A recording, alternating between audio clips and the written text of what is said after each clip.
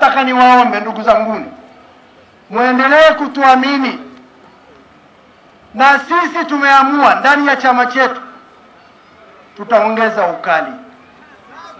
Tutaongeza ukali kwa wana CCM na tutaongeza ukali kwa serikali ya CCM, kwa viongozi na watendaji. Watanzania hawa wanataka kiongozi mwenye sifa moja ya kwanza. Moja, unaweza kuwa hodari, mchapakazi, mzuri, unasikiliza wananchi. Ukikosa sifa hii moja, Watanzania wanakuchukia.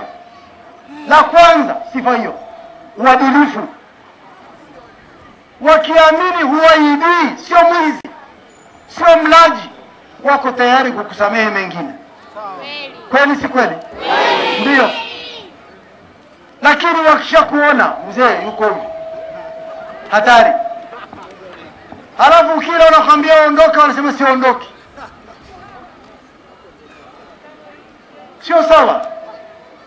Lazima tufike mahali watu watuamini, na mimi niwahakikishie CCM tutakuwa wakali na watu ambao wamepungukiwa uadilifu.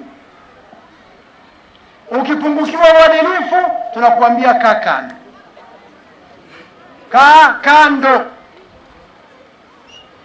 Na siku hizi kuna tabia, mtu ukimwambia kaa kando, anaenda kukusanya watu wa kumtetea. Hao hawakosekani. Wengine jamaa, wengine ndugu, Wengine wanapelekwa na nini? Unakuta watu wanaandamana wanamtetea mlaji.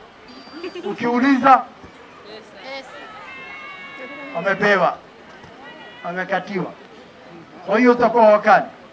Naomba sana mtuamini, na sisi mkituamini, na sisi tutawaamini, tutafanya kazi kwa uadilifu.